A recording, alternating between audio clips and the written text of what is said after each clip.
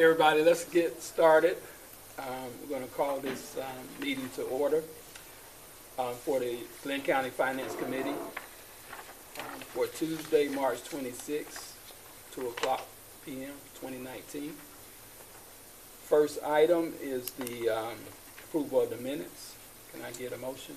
Mr. Chairman, I'll make a motion to approve the minutes. There was one item on there that I think you abstained on. It was regarding the fee for the soccer thing, and they didn't have you abstaining. I don't know whether that's important or not, but for the record, it probably needs to. Didn't you abstain? Yeah. You did abstain. I think we did. Let me just double check to make sure it was. It just maybe had that was the deferral. It was the deferral to the commission, and David and I both voted for it, and I think you abstained, but just didn't have you recorded as abstaining.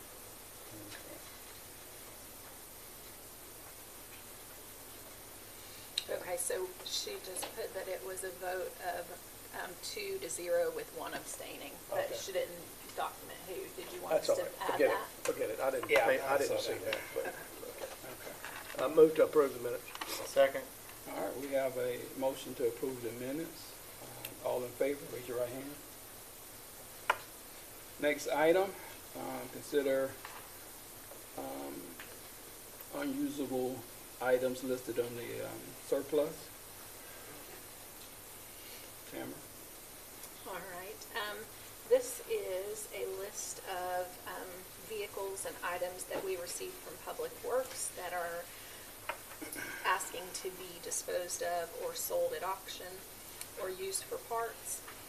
In looking through the list, everything looks like it's in line with our matrix, and the mileage on the vehicles is high, and the condition is in a manner where we would not be able to continue to use them. So I'd like to submit these for your approval. Mr. Chairman, I move to recommend the Board of Commissioners declare the unusable item listed attached page as surplus and approve disposing of these items in the best interest of the county.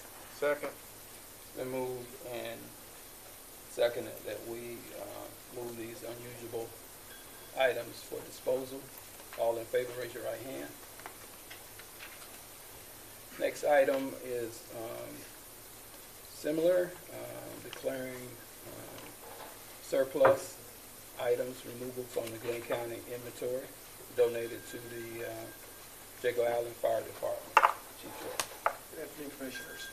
We have, in the past, donated our out-of-service apparatus to a local department for beach wave services.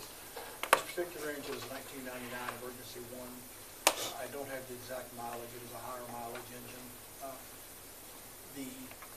It does have some value should it go to auction. However, auction fire apparatus normally doesn't come anywhere near what it's worth.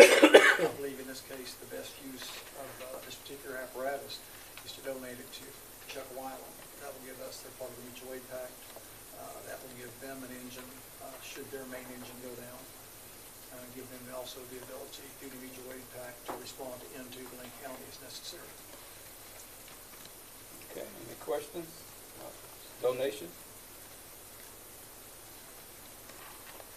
I move to declare Unit 1924 surplus, remove it from Glynn County's inventory, and donate to the Jacob Allen Fire Department. Second. Then motion and seconded that we declare this item to be surplus and donate to Jacob Allen. All in favor, raise your right hand. And next item is for commissioners to consider declaring the Glynn County Fire Department's training trailer surplus property and authorize Public Works Department staff to demolish and remove the debris. Training trailer is a old portable classroom. It's donated, my understanding is, from Flexi many years ago. It sits in the railroad right of way. It is there. It is ugly. It is ugly, and I move to recommend the Board of Commissioners declare the Glynn County Fire Department's training trailer to be destroyed and never to be seen again. Second. It's been properly motioned and seconded that we demolish and remove the debris for the training trailer as debris. All in favor, raise your right hand. All right. Next item, consider recommending Board of Commissioners authorize the Recreation and Parks Department to advertise a public hearing to consider and implementation of a $5 non-refundable processing fee for youth athletic league instructional programs, day camps, adult athletic leagues with an effective date of July 1st, 2019, and seek approval of the Board of Commissioners to approve the recommended refund guidelines and procedures for recreation and parks activities. Ms. Lisa? Okay, thank you. Yes, sir, we're coming to you today to ask for your approval to hold a public hearing, possibly on May 2nd, to bring forward for citizen comment and citizen input the implementation of a non-refundable processing fee for athletic leagues, for youth and adult, for day camps and instructional programs. What we would propose basically is implementing a $5 non-refundable refund fee. So if they paid $48 for a program and they asked us for a refund by the certain deadline usually before the first game or before they'd received their uniform, before the first class meeting, before the first day of camp, we would issue $43 back to them instead of $48. So it takes a lot of time and effort with the system that we have in place right now to process a refund. We have to withdraw them from our computer system. We have to prepare paperwork, send it over to our finance department, different signatures, different processes that finance goes through.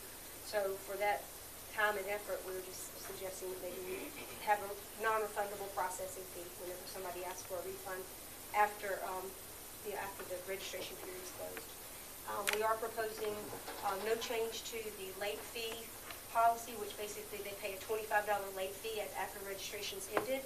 But if they came to us after that, before the time limit was up and they asked for a refund, we would issue the refund of the registration fee minus the $5 processing fee, but we would not issue the refund of the $25 late fee. That's typically just for youth athletic programs. And then the summer pool passes are non-refundable and non-transferable. So but today we're just asking for your approval to bring this forward as a public hearing item to the board. Any questions about it? I move to authorize the Recreation and Parks Department to advertise a public hearing to consider implementation of a $5 non-refundable processing fee for youth athletic leagues, instructional programs, day camps, and adult athletic leagues with an effective date of July 1st, 2019, and seek approval for the Board of Commissioners to approve the recommended refund guidelines and procedures for parks and recreation activities. Second. There's a motion and a second for the $5 non-refundable processing fee for our youth athletic programs and other instructional programs. All in favor, raise your right hand. Okay, and next we have consider recommending to the Commission authorizing the Recreation Department to advertise a public hearing for the implementation of a tennis court rental agreement with Associates Rental Fees with an effective date of July 1, 2019. Thank you. Yes, sir. Again, we're coming forward to you today to ask for your approval to advertise a public hearing to discuss the implementation of a tennis court rental agreement process. The public hearing would be held possibly on May 2nd as well. We currently have 34 tennis courts. What we are proposing, what we would propose at the board meeting would be that courts at designated parks, those that have more than 2 courts. So any park that has 2 courts would not be eligible for rental. They'd remain open for public play. But those parks that have 4 or more, such as Howard Coffin Park, Ballard Park, Epworth Park, and North Glynn, those courts have 4 or more courts at any one time, could be rented for $8 for 2 hours of scheduled use. There would be no prorated fees, and we would allow folks to we would charge them an additional $4 per hour after 2 hours. But most tennis matches, pickleball matches, whatever they be renting for, are going to last at least an hour and a half to 2 hours, so we felt like a 2-hour minimum for that is fine.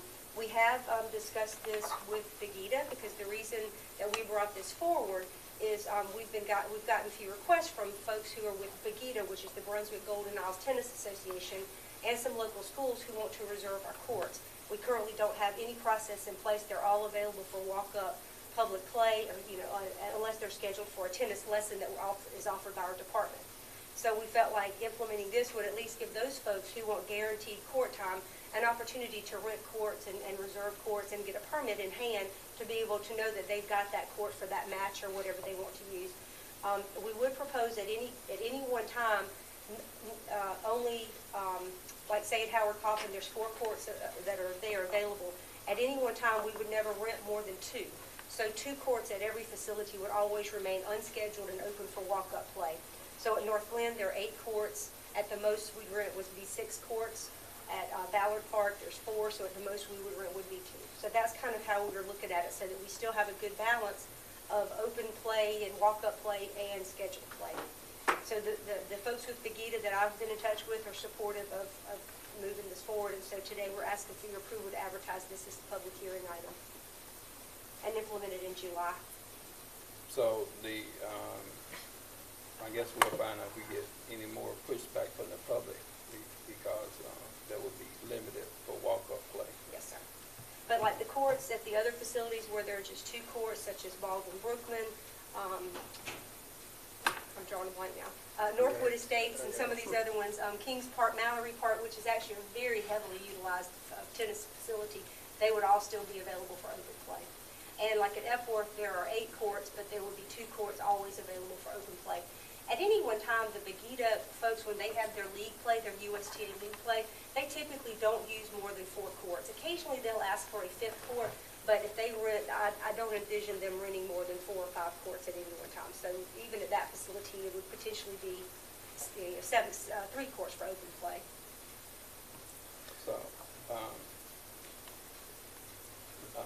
seems like Glynn Academy got 1,000 courts over there. Bunch of them. Yeah. So. I think they belong to somebody else, though. Like the BOE. Okay. No, I'm just saying, Yeah, I know. people have an opportunity to play tennis.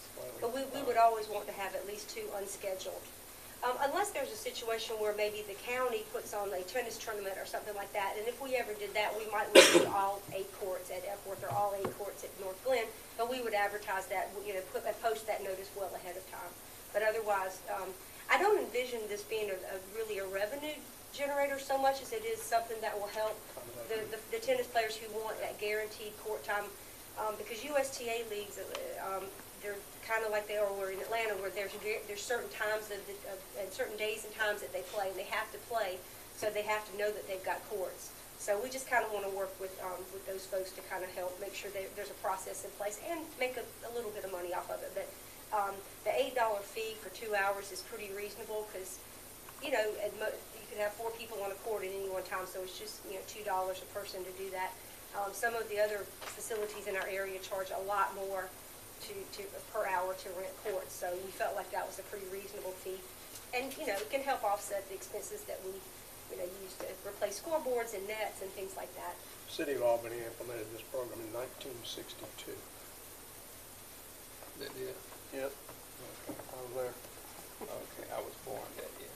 I did check with some of our neighboring facilities, and like the folks in Liberty County, they don't have many courts, but they do have a reservation process, but they actually don't charge, they just reserve it. And I'm like, well, gosh, if you're going to have staff time to go through the process of reserving, but they don't charge a fee. But I feel like with 34 courts in the county, I think we've got plenty, and I feel like this is a good balance between And this is to advertise a public hearing, so Yes, we're sir. going to bring this Exactly. before the Board of Commissions. I move to authorize the Recreation and Parks Department to advertise a public hearing to consider implementation of a tennis court rental agreement with the associated rental fees with an effective date of July 1st, 2019, if approved. Second. It's been moved that we authorize the Recreation and Parks to advertise for a public hearing. Recommend this to the Board of Commissioners. All in favor, raise your right hand. Thank you. I think the pickleball community will be glad to see this as well. Who is that? Pickleball, you hadn't seen the pickleball people? Fastest growing sport in the, Hey, how you doing there? good. How in are the you? world. All right. I see you doing well. I am, yes. Can we help you? I was going to say, I just need to get rolled back out. Please, you take it up there. Yes. Okay. Item 7, consider recommending to the Board of Commissioners to authorize a public hearing and consider the proposed rental fees for the meeting and conference rooms of the Brunswick Library as follows, as outlined here. So, yay, we're almost finished with the Brunswick Library. Right, So right. excited. So, I do know there's two, if I can make, I don't know how to do this, but request to alter the memo just a little bit, just to say a little bit more clarification under other fees, the nonprofit rate, to actually put must provide proof of tax status, and then instead of rental cop saying police officer rental. So I wanted, so the fees, the library board has been busy thinking about it. Staff have been busy thinking about it. This is what we have come up with to be able, I think it's a good, solid start. I have a feeling that what we're going to end up doing as a library board and staff is evaluating this every 3 months, and then at the end of a year is looking at this again to see if there's any changes that we need to make. So with our first step into the land of event planning. The only comment that I would make or suggest that y'all look at this deposit event with alcohol, Yes. about 3 glasses of red wine on your new carpet, $2.50 is not going to touch it. I would say double it. I mean, it's a deposit. If they don't spill the red wine, give them the money back. You know, that's actually something that we had a really big, discussion, and for a long time, that's actually one of the reasons we would have had this last month to you guys, but we couldn't make, that was, the deposit was the hardest one, because it's like, oh gosh, if you're doing it with alcohol, but what we ended up coming up with was changing that to $2.50 to try and meet it in the middle, because we had some folks that really wanted it super high, some that wanted it low. You got to get the money back. I mean, it's a deposit. Yes. And I'm just saying, you know. Well, the one thing is what we also tried to do with all this, the money, or all the fees, including the deposits, was to make them not trying to keep them relatively low. So then that way, what it was is we weren't knocking somebody out. So there might be somebody that does not have, that wants to rent this space to be able to utilize this, some of our nonprofits, things like that, or, families as well, that may not have any problem whatsoever, but that they couldn't come up with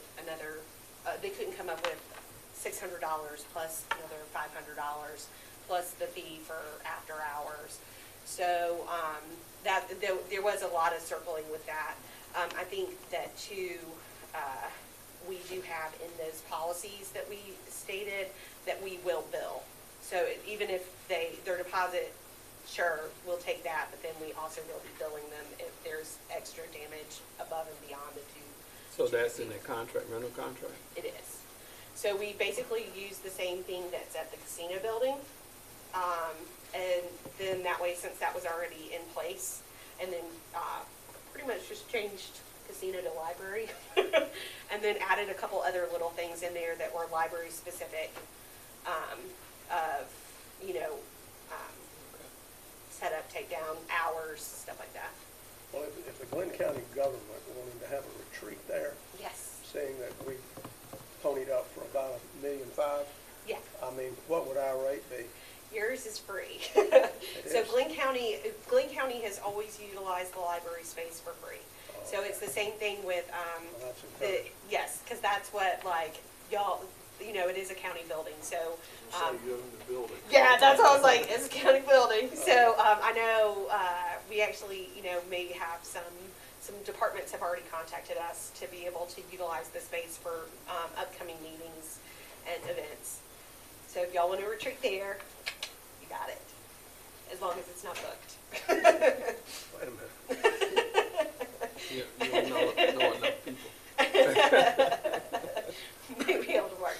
The nice part about this is now we have such a large amount of space that it's very easy to, it'll really help us with being able to house library programs at the same time, being able to do that meeting and rental space.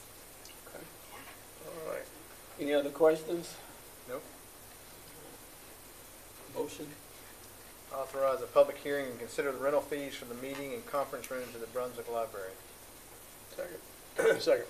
Been motion and second, and we recommend to the Board of Commissioners to authorize, to have a public hearing for the fees for the renovated Brunswick Library. All in favor, raise your right hand.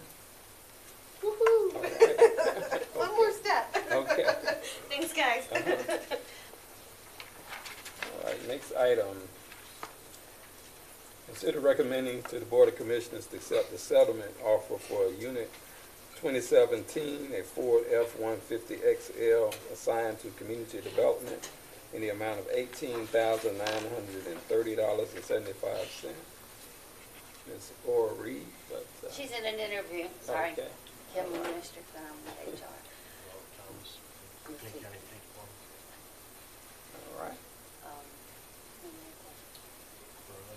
What it is, this vehicle was involved in a pretty significant accident, and it twisted the frame beyond repair. It's a fairly new truck mileage-wise. It was 5 years old, but it was under 35,000 miles on it. So they have offered us $18,900 for the replacement of this vehicle. And we actually paid less for the vehicle when we purchased it. Don't say that too loud. It was a bulk deal. They bought a bunch. We bought a bunch of them. But it was, yes, it's a fair value to replace the vehicle, so that's what we're asking. Okay. Any questions?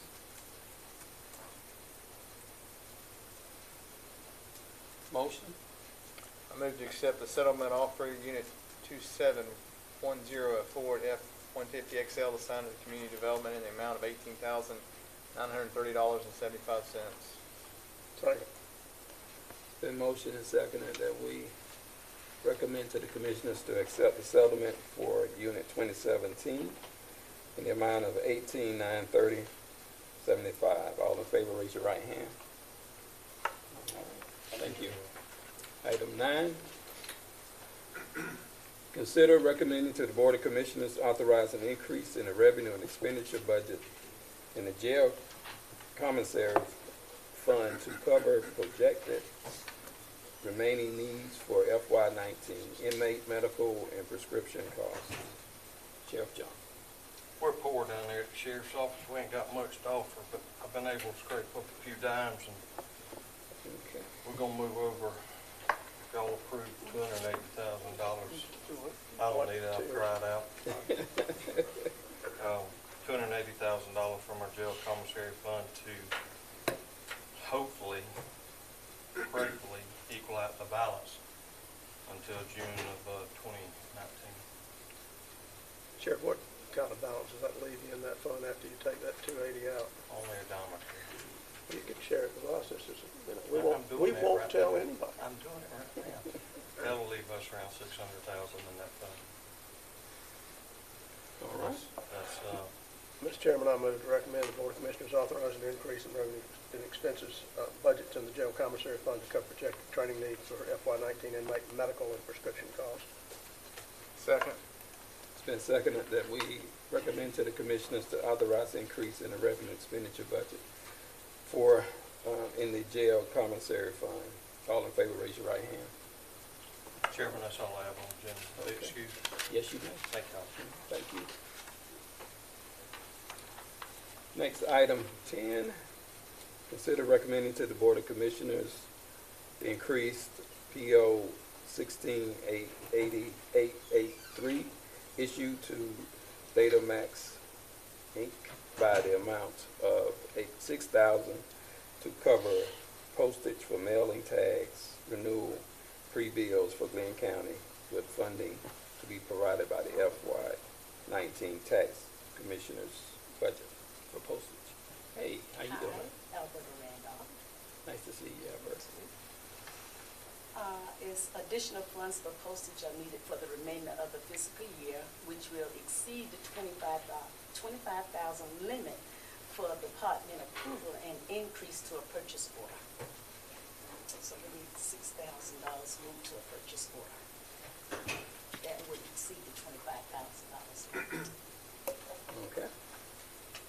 questions, commissioners? Move to recommend the Board of Commissioners increase PO 16883 issued to Datamax, Inc.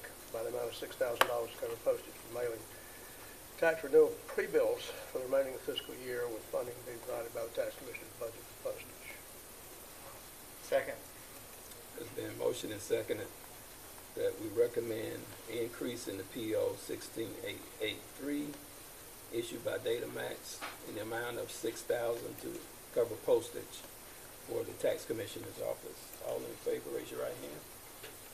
All right. Thank you. Thank you. Next item, recommend to the Commissioners to enter into instructor agreement with Alex Beatty and Jeannie Dismer to instruct swim lessons at Neptune Park Pool for summer 2019. Ms. Burgains. Okay, thank you. Yes, sir, we would like to move forward with agreements for the swim lesson instructors, Alex Beatty and Jeannie Disner, who have coached with us, instructed lessons with us for several summers. And the template that we are using is the same one that Aaron Mumford and his team have previously reviewed. We have money in the budget to pay these folks out of community ed instructor fees, and we would just ask for your approval to move forward with these agreements strictly for summer of 2019.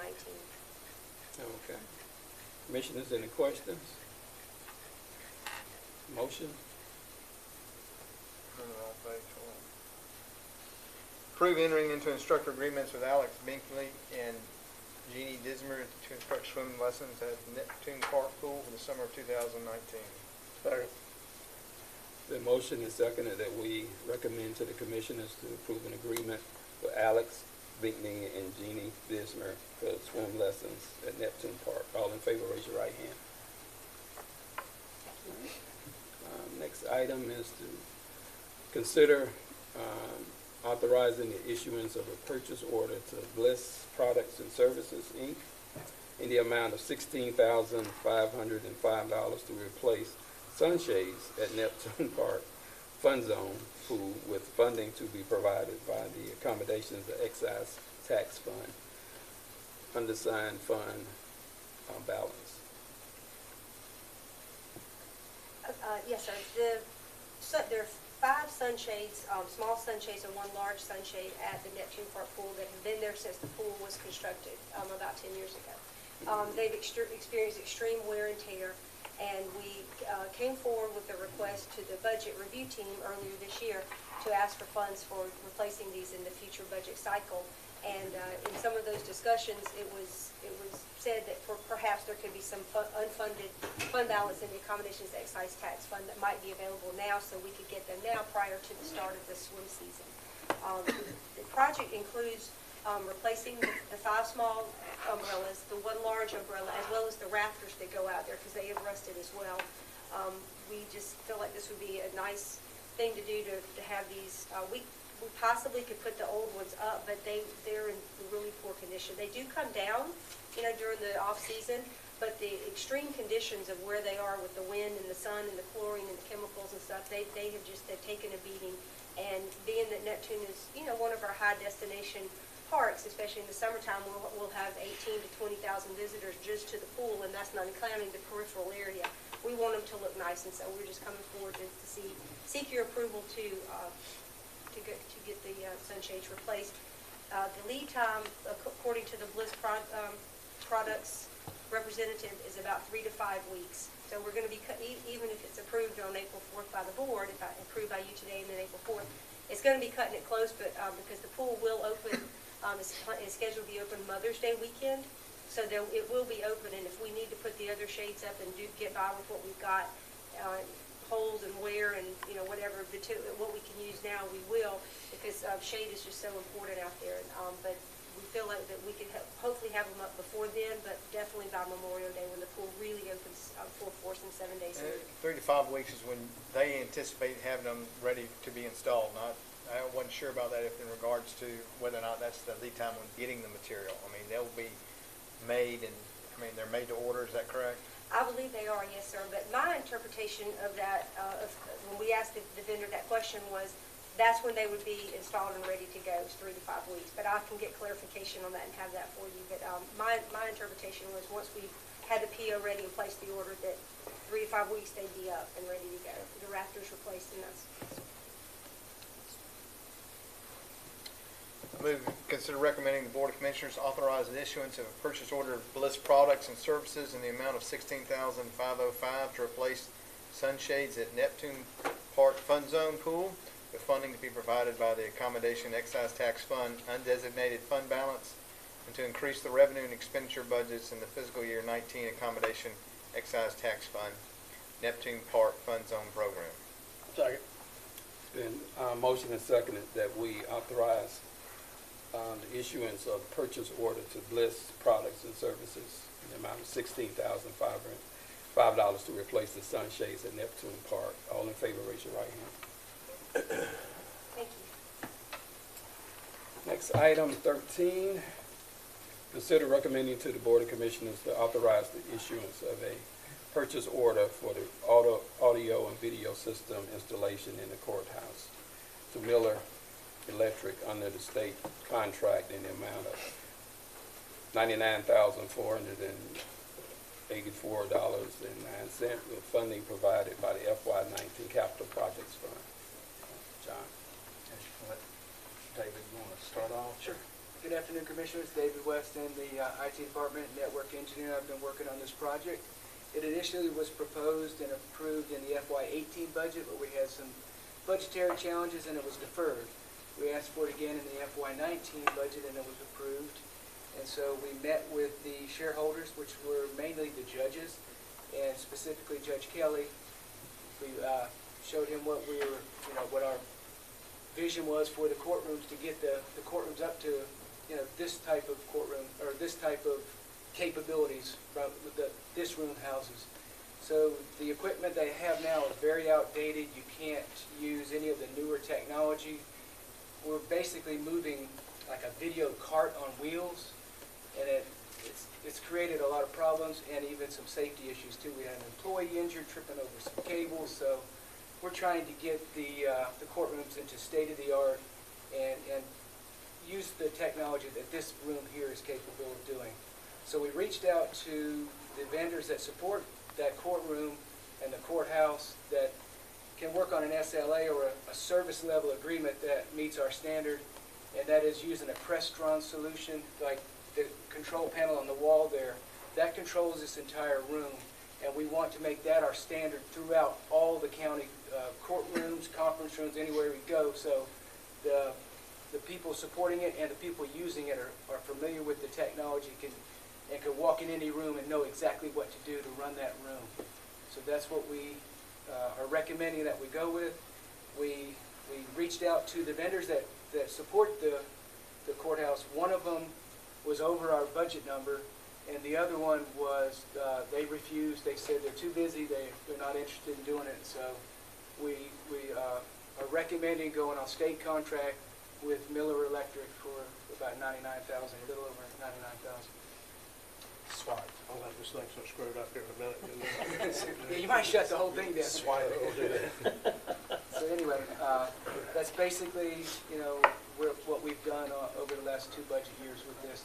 And Judge Kelly presented this to the Superior Court, the Chief Judge, Judge Scarlett, and he agreed and is recommended to proceed. Yeah, and what it is their sound systems are old, they're failing, they're not tied into the recording system. But the evidence presentation is limited. They either pass something around or they wheel in this TV on a cart and turn it so that people can see it, and they'll turn it so other people can see it.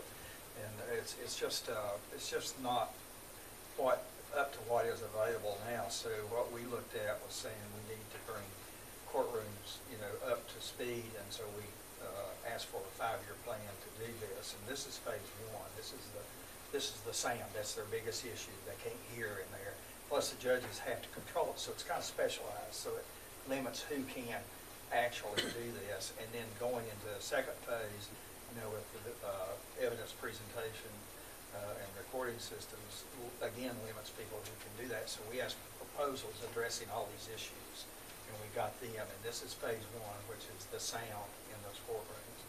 And so we, you know, we think this is a good proposal and will allow us to grow the system and add to it as we get funding and can update the other pieces of the system. There are other pieces here too.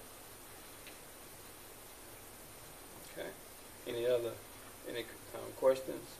I see Commissioner Bronson, you were doing a demonstration. Yeah, it worked out really well. I got the county logo up.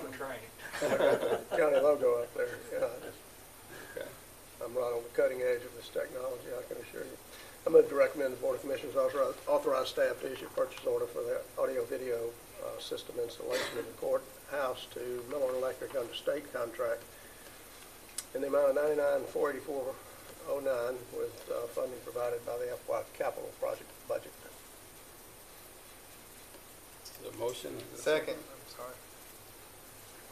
It's a motion and second to recommend to the commissioners to authorize the issuance of purchase order for audio video system for the courthouse. All in favor, raise your right hand.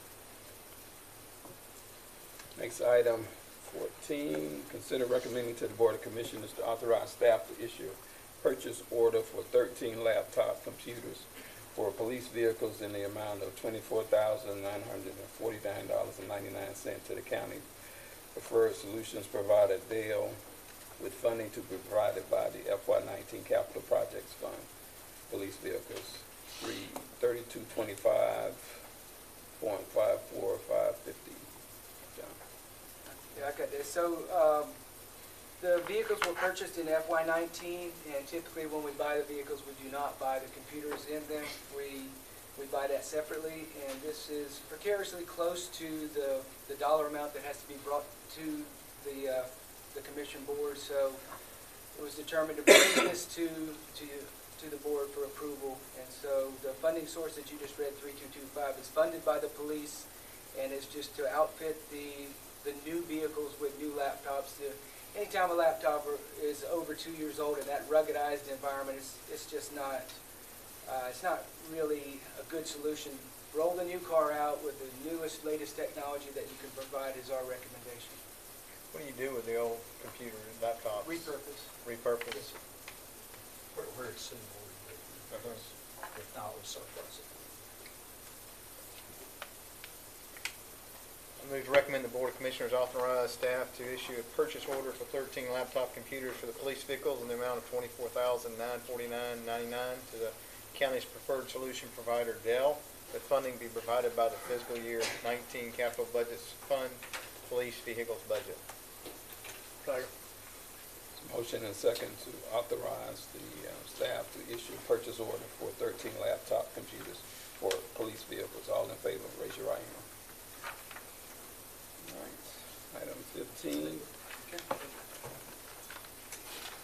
Consider recommending the Board of Commissioners approve the 10th amendment to the contract for services by and between Glynn County, Georgia, and Spillman Technologies, Inc. for the purchase of Spillman units to Linux server migration in the amount of $228,087 with funding to be provided by FY19 9/11 budget for the 5 years of managed services by Solutions 2 for $264,025.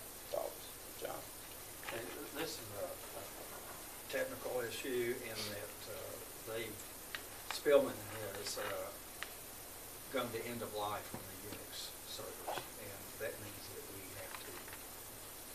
have to replace in order to have support. And this is our CAD and police systems there, and it's critical for operations, and we need to upgrade our servers and upgrade to the new operating system and install the database on those servers. I was kind of struck by a couple things. One, 10th Amendment, that seems like that's a lot of amendments to me. And then I'd emailed you about the fact that requiring a new server every 5 years seems odd to me also. You want to expand on those two items a little bit? Well, it's generally computers' life is 5 years or less, and servers are computers. And basically, as operating systems are updated and upgraded, and databases change, and software changes, requirements change. So you may need a faster processor. I'm talking in general terms. You may need a faster processor, or you may need to increase the storage capability in the device. There's different reasons that you have to continue to evolve and change. In this case, the operating system is changing, and so we need to basically install new servers in order to update the operating system, update the database, and continue operations while this change in configuration is going on. And we do repurpose servers, quite frequently, because we're talking about, pretty high quality equipment here, and we don't necessarily abandon it. We may have How would you repurpose a server? I mean, where would it be reutilized? Because well, it's in the computer room. Yeah. And we have gone to virtualized servers, and in a lot of cases, so one box may have, 5, 10 servers on it, and we may use that box to virtualize some servers for backup or redundancy. It may be that we've got a new application that we put it on. We tend to try to reuse those where we can. We do surplus them. We do get rid of them when they're no longer use. They go away, but we don't just pull them out and stick them up in the back room there and get rid of them. We might have a system running on an older server that's even older than that, because we're getting pretty current, but we have had some servers that were really, really old because the application didn't migrate. So we have taken some of those applications and put them on these servers that we, repurposed. Obviously not be running the Linux system. Pardon? Obviously, they wouldn't be running this, No. this system.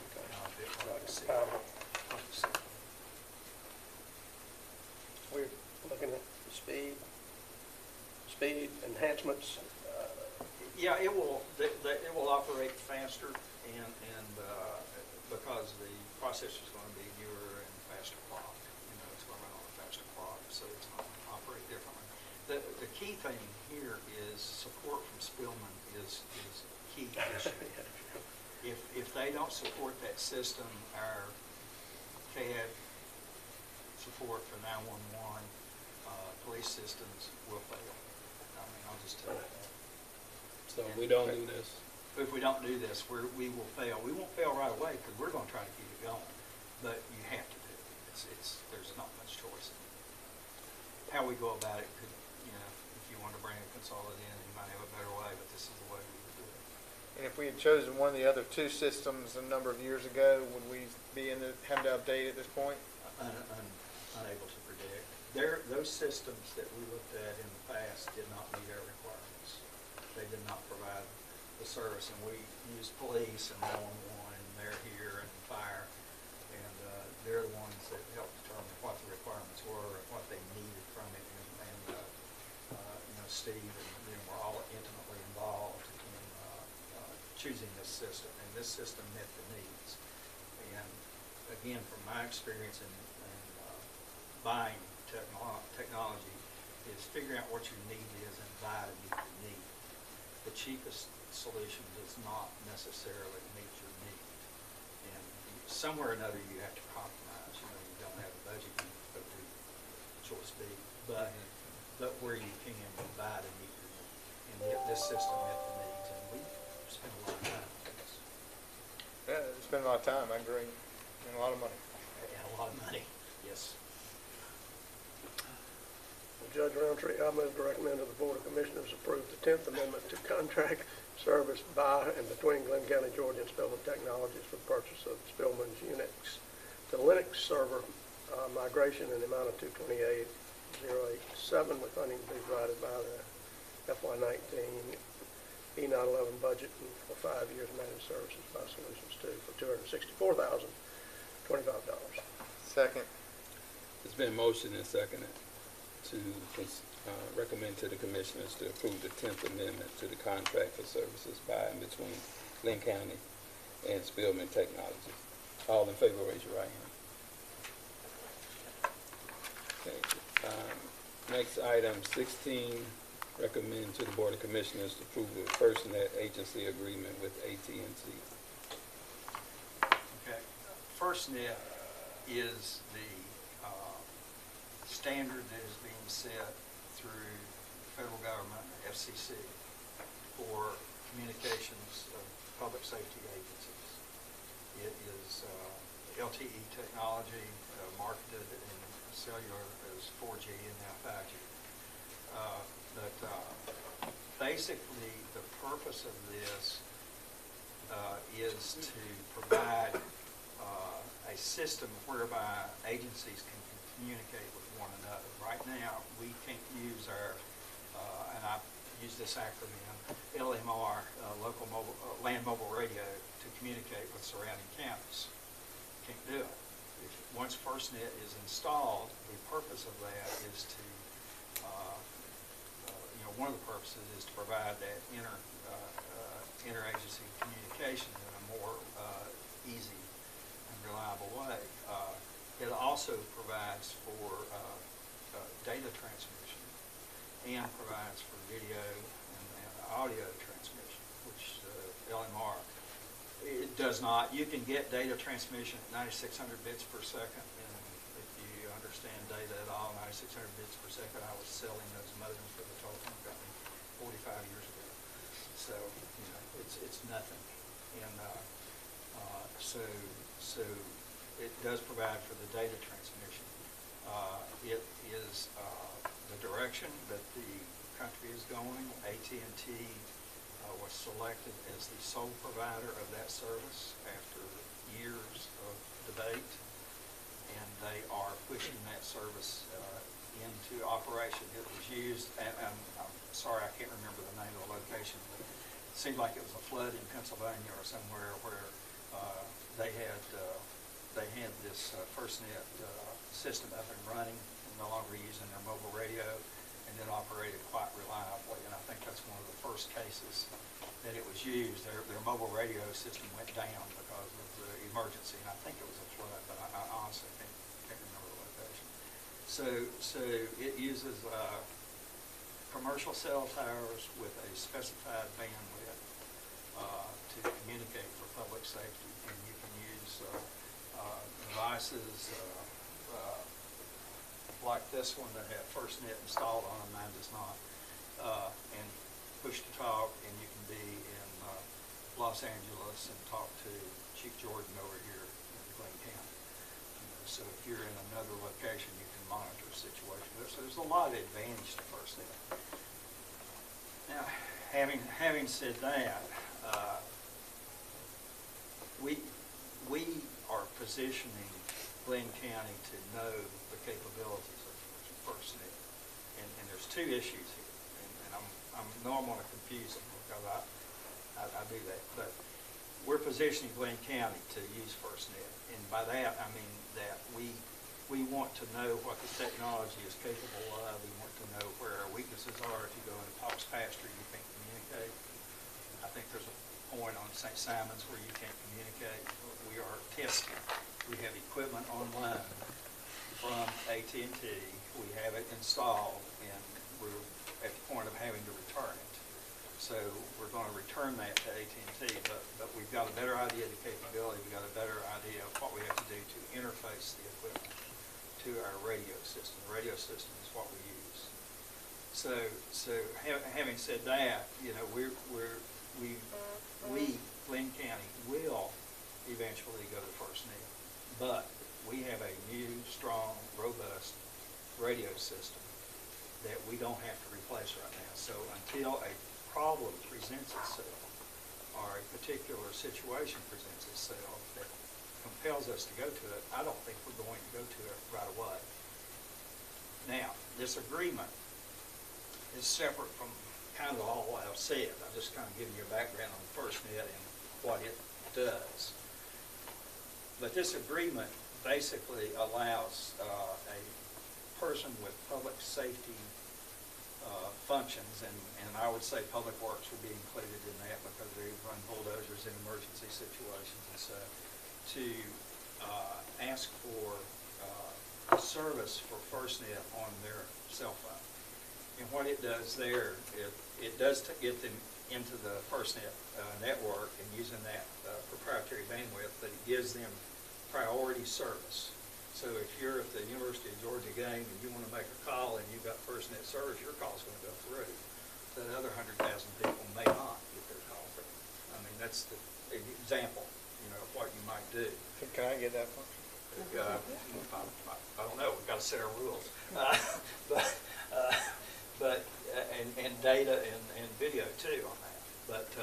But that's essentially what this agreement does. Is it allows individuals who want to have FirstNet on their AT&T phone to say that they do want it.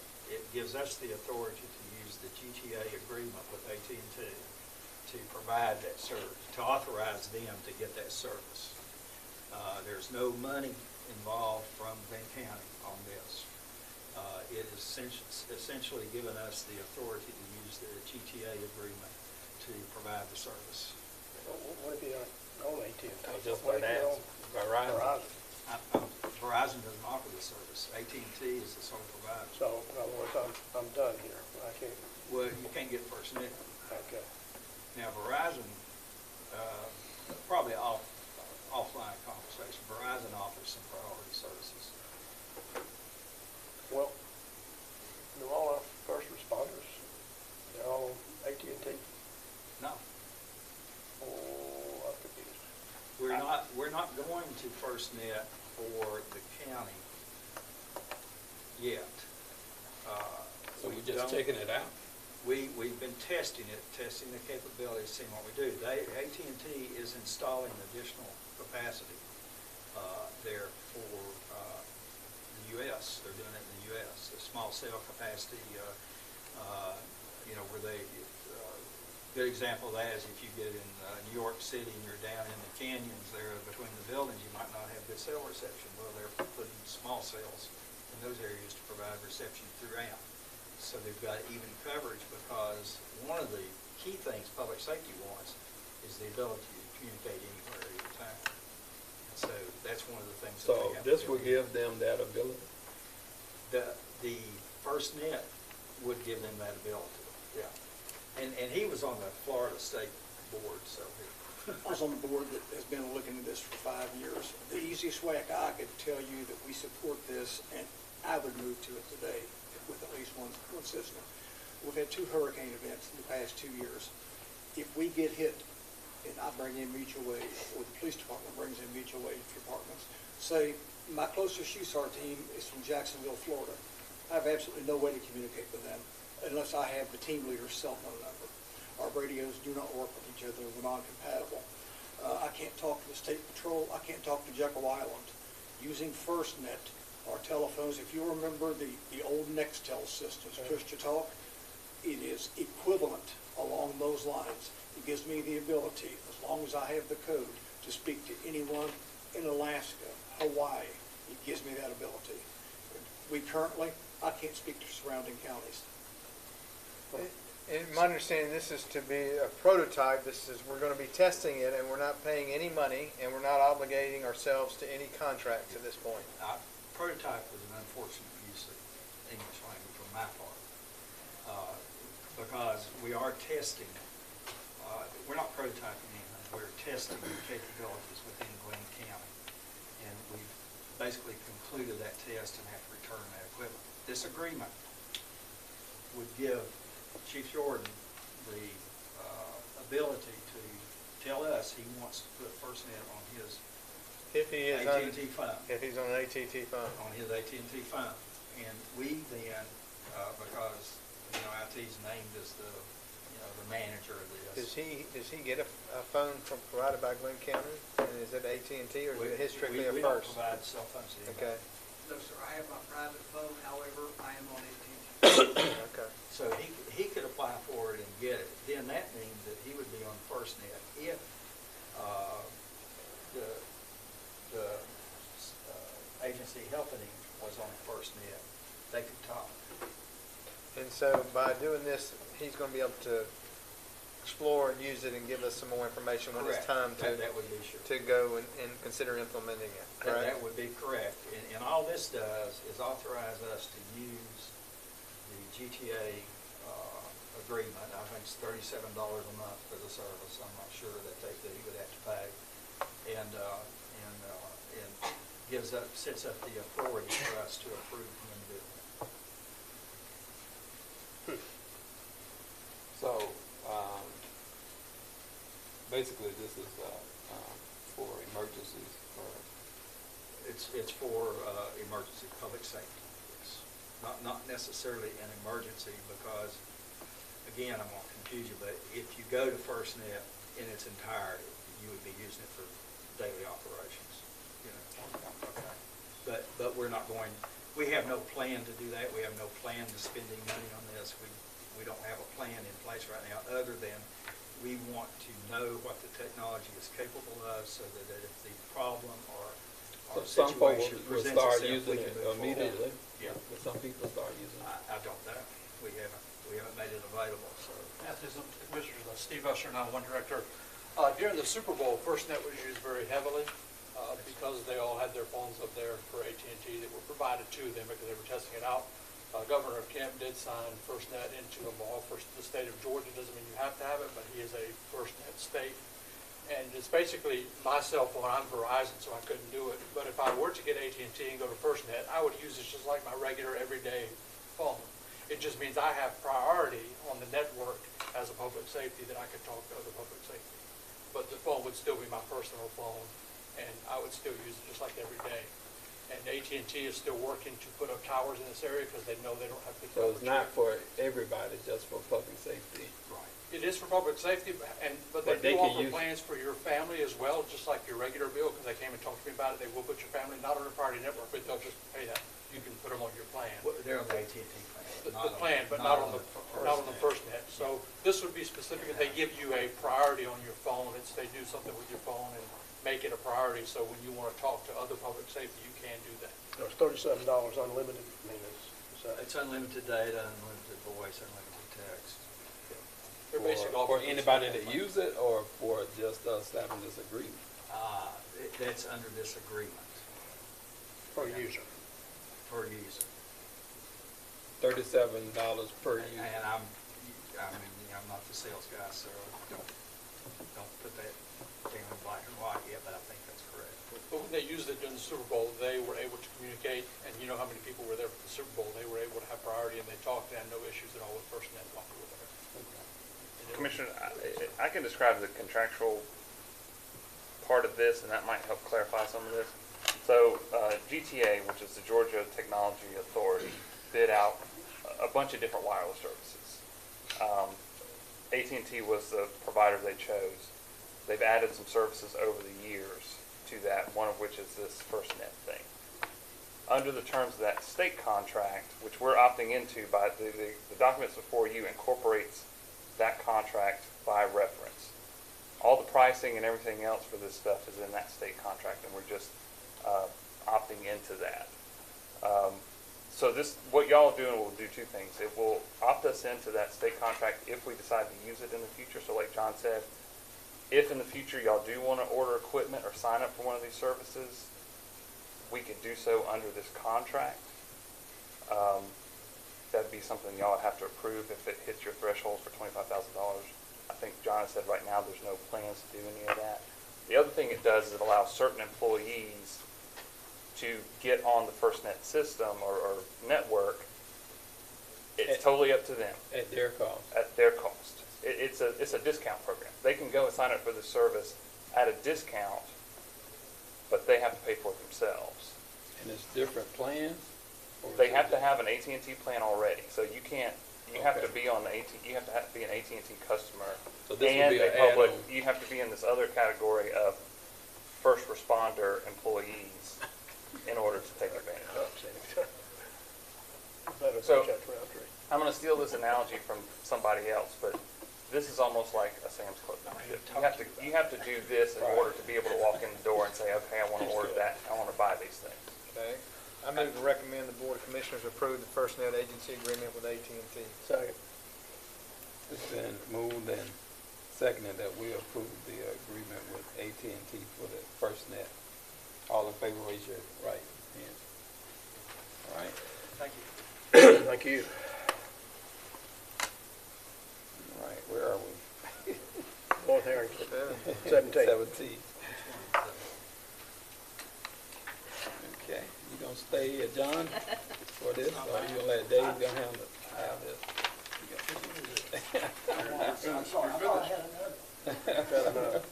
Good. Good afternoon, Commissioners. I'm going to try and be shorter and less confusing than that.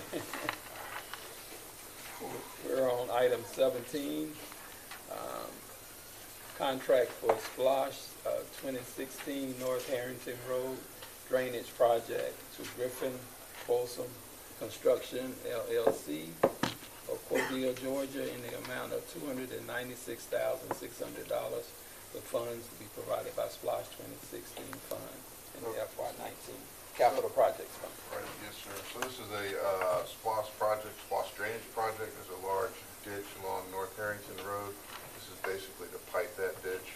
We also have two bid alternatives. One is to fix a PVC, upgraded PVC pipe at Raymond Grant Trace, and the other one is to fix a cross drain across North Harrington that just started failing about 2 months ago. The cross drain across North Harrington is going to be won't be paid for by SPLOST funds. That's why there's two funds down here that will be paid out of capital project funds. We had two bids on the project, and the Griffin Folsom Construction Company, we've looked into them, and they checked out, although I'm not sure they've done work on the island before, so that might give us a little different. Might be a little different.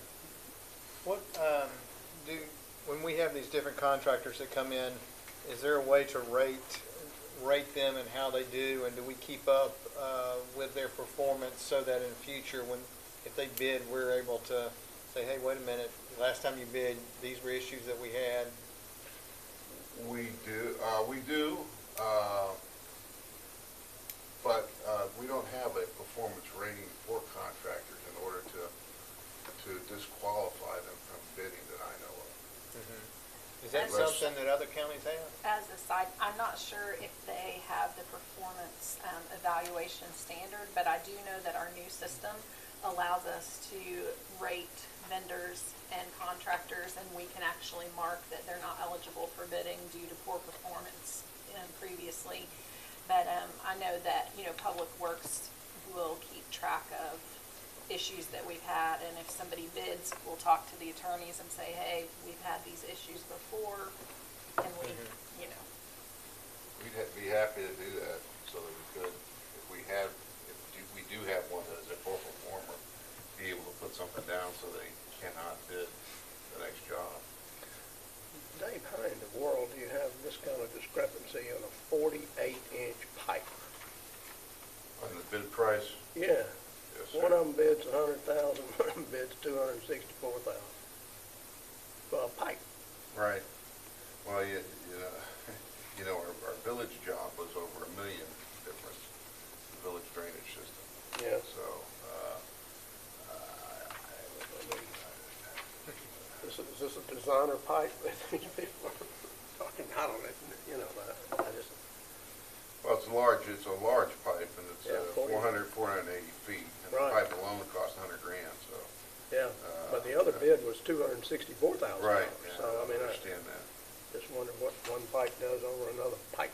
I could get you our direct costs and tell you what it would cost us. Shoot that to you.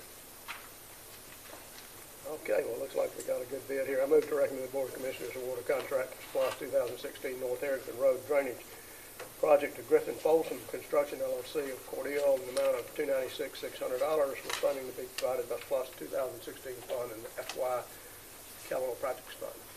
Second. Been motion and seconded that we recommend to commissioners to award a contract to Griffin Folsom Construction for the North Harrington Road Drainage Project. All in favor, raise your right hand. Hey, did I see somewhere there was $400,000 in SPOS for that? Yes, sir. Okay. That was the original budget. So Yeah. we have, hopefully we'll have some savings there. We can apply to another project. That'd be good. Okay. Next item, 18. So this is a stormwater system cleaning and inspection rehabilitation project. My engineer, Ben Pierce, puts money in the budget to systematically go around and look at some of our neighborhoods that have some drainage problems, and we'll check the drainage systems. We do not have the capability. We have the capability to clean the drainage system. We don't have the capability to camera the drainage system. These folks clean it and camera it, give us the video. We actually found a problem in the Village Creek drainage system, and so part of this project here is to do some lining, 110 feet of cured-in-place lining in the village drainage system. So a good program to inspect what we have and then correct any deficiencies we find. So in this particular one, for the 131,000, these folks out of Alabama, we will be inspecting 4 neighborhoods, and then we will be doing some pipe lining in the Village Creek area. Dave, what is dewatering? Dewater, so a lot of our pipes have water in them, they're charged. And so that makes it a little harder to camera, a little harder to clean. So they have to block off the ends of the pipes, pump the water out, and then the camera usually rolls in on a little tracked vehicle, and it just goes down with a lens and shoots the thing. So it can't see through the, when there's water in the pipe, the camera image is blurred. You can't get a good inspection. You also can't get a good inspection on the the seal on the bottom. It just seemed like a big disparity here in the dewatering from the group we're going to use here. They just hit it $2,500 a pop, and the other folks, some of them were $7,700 and Some folks have $9,000. Right. Some folks have different methods of dewatering, but some folks also put some of their gravy in certain line items. Okay.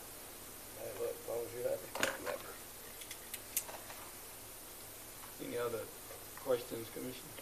I move to recommend the Board of Commissioners award a contract for the fiscal year 2019 storm sewer system cleaning inspection rehabilitation project to Gulf Coast Underground of Theodore, Alabama, in the amount of $125,000 with funding provided by FY19 Capital Projects Fund budget. Second. Been motion and seconded that we award, recommend to the Commissioners to award a contract for storm sewer system cleaning inspection and rehabilitation to Gulf Coast Underground of Theodore, Alabama. All in favor, raise your right hand. Thank you. Next item, 19. Consider recommending to the Board of Commissioners approve the amendment to the medical director's contract to increase the one-time payment from $3,500 to the not to exceed $4,000 for the required insurance policy. Chief Jordan. Yes, sir. It's the contract that the county has written and has an agreement with our medical director. The county requires him to carry a $1 million, $3 million physicians and surgeons liability policy. He does not need to cover this in his private life, so we cover this. What had happened is we did not receive, I don't know whether we did not receive the quote in time or we received the quote and it got misplaced. Anyway, we did not have the full price when we went before the board with the contract price of $3,500. It actually came in, I believe, at $3,900 and some change. So I'm asking at this point in time to take that up to a not to exceed $4,000 to compensate him for the insurance that we require of him. And that is in addition to his medical director fee. Okay. Questions, Commissioner? Commissioners, the document you have in front of you is a completely new agreement. I think Aaron had reached out to Deputy Chief Mann, but hadn't gotten an opportunity to speak with him before today's meeting. Y'all don't have to approve an entirely new agreement. You can either just approve an amendment that only changes this one part of the contract. Or that's not even necessary, you can just authorize this one-time increase in payment up to, not to exceed $4,000. Because the contract already says we're gonna pay him $3,500. So really what you're authorizing is an additional $500. Which y'all can do without necessarily having to amend the contract if you'd like to do that. Otherwise, we can do the paperwork, amend the contract. But really all you're doing is approving another not to exceed $500. This coming year, we'll have the quote ready for the review process, right? Yes, sir. I move to recommend the Board of Commissioners approve the amendment to the medical director's contract to increase the one-time payment from $3,500 to not to exceed $4,000 for the required insurance policy. Second. So motion and second that we amend the medical director's contract to increase to a one-time payment of up to not to exceed $4,000 for required insurance. All in favor, raise your right hand. Item 20, consider recommending to the Board of Commissioners to reject the formal bid for the physical received from SiteMed Inc. and accept the revised proposal to provide a limited scope physical for all uniformed fire department personnel and authorize a purchase order to be issued in the amount of $52,635 with funding provided by the FY19 approved operating budget. Chief Jordan. Yes, sir. Every year, the fire department gives our people a very comprehensive physical. That's required, that it is a consistent standard by the National Fire Protection Association. OSHA also recommends annual physicals. It's a very comprehensive physical, not normally given to just everyone. When we bid this out, for some reason, there was only one bidder on this project, and they did at about $23,000 over our budgeted amount. At that point in time, we sat on this for a while. In speaking with Ms. Miller and Mr. Hours during as we were presenting our budget, they told me we had options of going over and not renegotiating, but taking a revision. So what we've done is we've dropped this physical down to the bare minimum of the NFPA requirements, but left some money in, some optional money in. There's tests that we feel we should run. We should offer TB examinations. We should offer hepatitis A, hepatitis B, which is not included in the base physicals. So what we have is the proposal they've come back with is the base physical of $295, and the remainder of the $100 and some odd would be the optional figures that we're looking at. What we're suggesting is to reject the formal bid and rebid this and actually solicit bids, even local bids. The hospital system didn't bid on this. So we feel strongly that they ought to be given the option.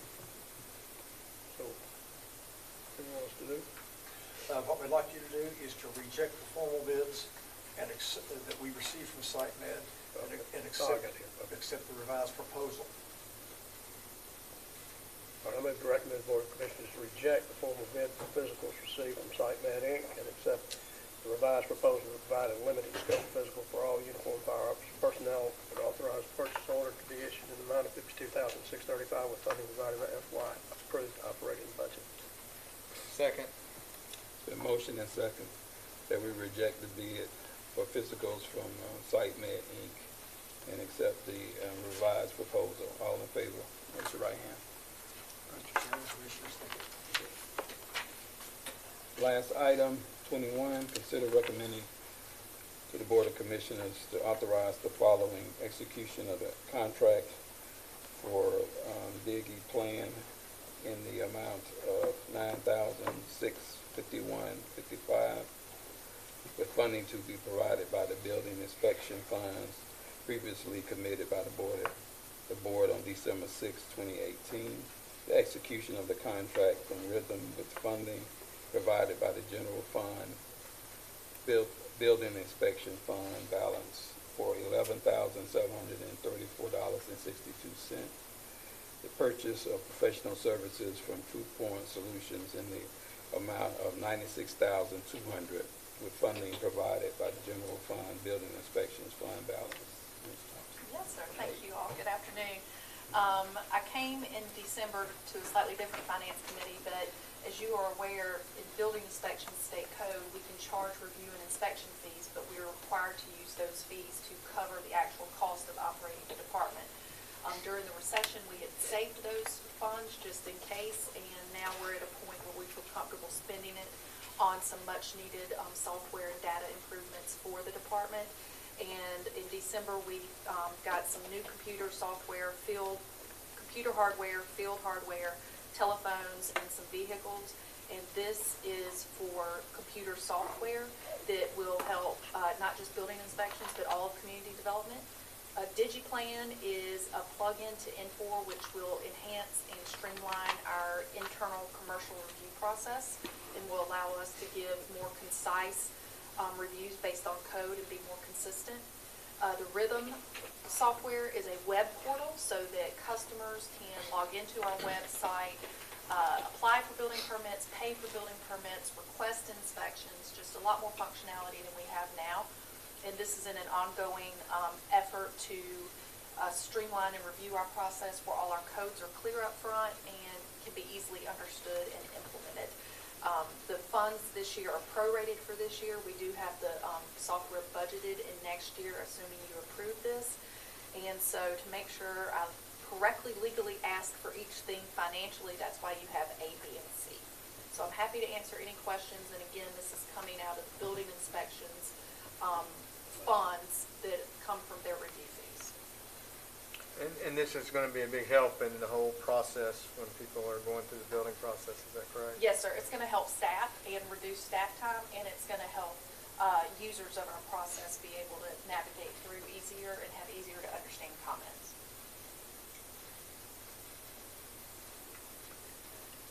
I move to recommend the Board of Commissioners authorize the following: execution of the contract with DigiPlan in the amount of $9,651.55, with funding to be provided by the building inspection funds previously committed by the board on December 6, 2018. Also, the execution of the contract for Rhythm with funding provided by the general fund building inspections fund balance for $11,734.62, and also the purchase of professional services from True Point Solutions in the amount of $96,200, with funding provided by the general fund building inspections fund balance. Second. It's been motion and second that we provide the authorization for items A, B, and C as laid out in item 21. All in favor, raise your right hand. Thank you, gentlemen. Thank you. Anything else?